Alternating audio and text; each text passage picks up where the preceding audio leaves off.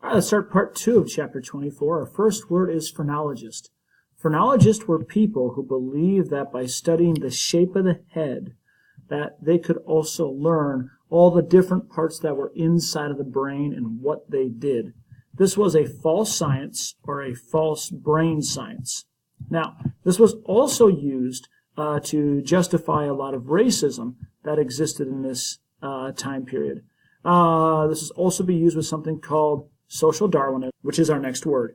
But basically it is the belief that people who were from Africa, Asia, Latin America had less developed brains, and people who were European had more developed brains. They believed that there was, like, inside of the head, there's these different spots in the brain that would tell about development of the brain, and that white people had more highly developed brains in this time was the false theory that was believed.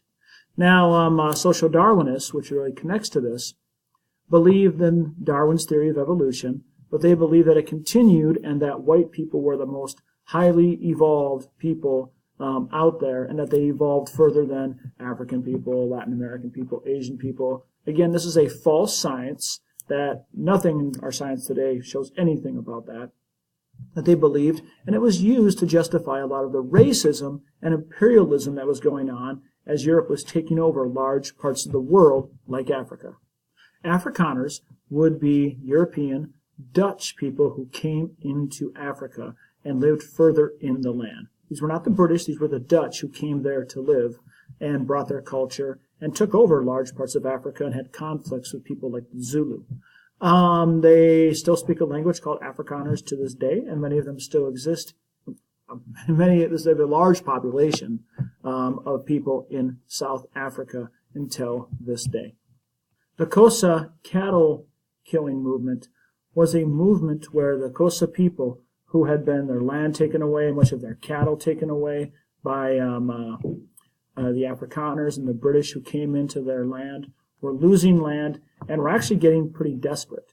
So what happened was there was a woman who came and said that the way to get rid of all the Europeans was actually to kill the cattle, get rid of all of them, and that would cleanse the land, and that would cause the Europeans, like the British and Dutch, to leave Africa.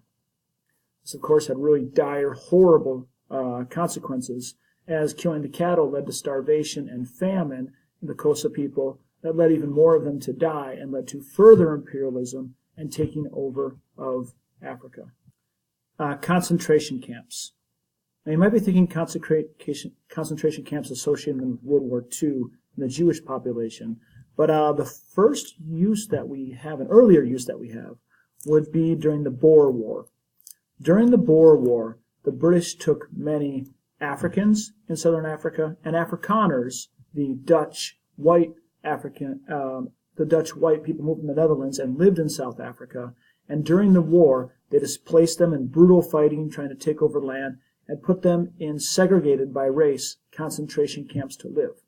These end up leading, as our book cites, to 100,000 of the black Africans dying and 15,000 of the Afrikaners dying as well in these camps as the British took control of South Africa. Aborigines are the native indigenous people who live in Australia and still make a sizable population today. They were the people who lived in Australia, lived there. Many of them lived as hunters and gatherers, doing quite well, living there for thousands of years until the British came in and started their penal colonies and were bringing in convicts from the British Empire into Australia. And these people will eventually colonize Australia and take away much of the land from the Aborigines.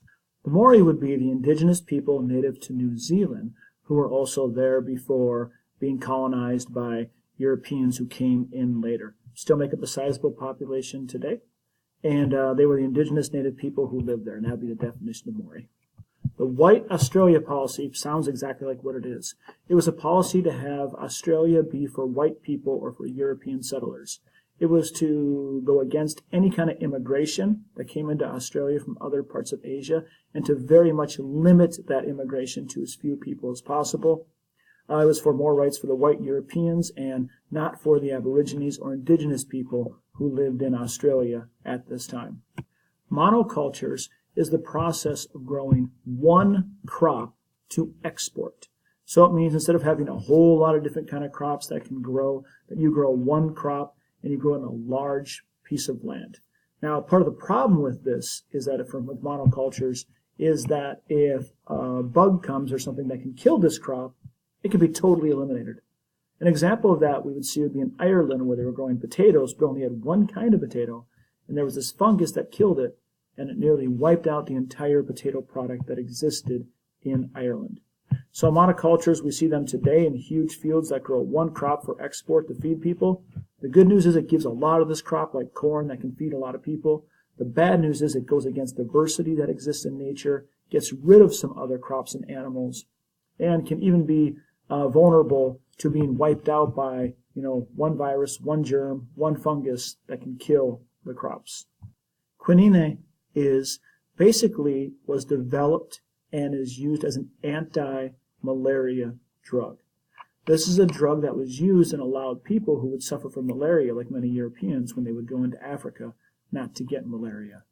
Having this allowed Europeans to go into the interior of Africa and even begin to more colonize the land in Africa.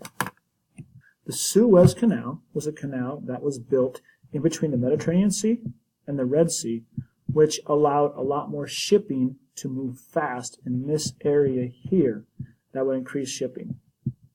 It was built by a French company using Egyptian corvée labor, and later the British would take over Egypt and be able to use this to increase trade, as it wouldn't have to go around the African continent. If you see you're from London trying to get all the way to India for trade, for example, you'd have to go around Africa. When the Suez Canal is built, it greatly reduces the travel time by thousands of miles. Charles Darwin was a scientist who was very famous for his book, The Origin of the Species, and his belief in evolution, that animals gradually change for their surroundings and evolve over time. It is very important for advancements in the world of science and even our knowledge of history. However, many people misused his theories to try to create something called social Darwinism, which we talked about before, which is a belief that some races are more evolved than others. And science has had no evidence for this at all based on our DNA, genes, or anything like that.